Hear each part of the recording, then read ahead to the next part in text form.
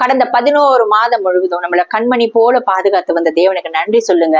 கொடான கொடி ஸ்தோத்திரத்தை ஏறிடுங்க. ஏன்னா நம்ம நிற்பதும் நிர்மூலமாகாமல் இருப்பதும் கர்த்தருடைய சுத்த கிருபையினால. ஆமென்.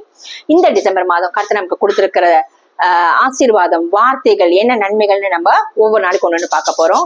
அதுக்கு முன்னாடி என்னோட கூட சங்கீதம் 1வது அதிகாரம் 2வது வசனம். நம்ம எல்லாரும் பாக்கியவான்களா இருக்கணும்னு தேவன் விரும்புறாரு. அதாவது இந்த இடத்துல நீங்க பாக்கியவான்களா, யார் பாக்கியவான்கள், அதுதான் இந்த மாசத்தோட கருப்பொருள். நம்ம பாக்கியவான்களா இருக்கணும்னா நம்ம என்னென்னலாம் பண்ணணும்னு தான் நம்ம வருங்காரியத்துல பார்க்க போறோம். ஆமீன்.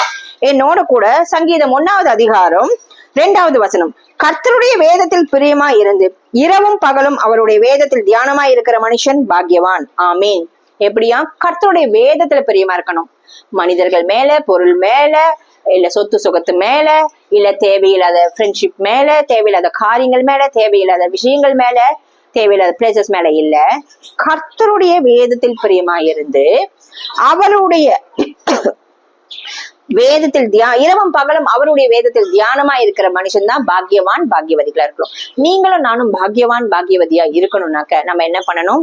அந்த மேல சொன்னிருக்கிற அந்த துன்மார்கள் வழி ஆலோசனை நடக்கக்கூடாது, பாவிகளோட வழியில நிக்க கூடாது, பரியாசகர் உட்கார வீட்டுல உட்காரக்கூடாது. என்ன பண்ணணும்? கர்த்தருடைய வேதத்தில் இரவும் பகலும் தியானமா இருக்கணும்.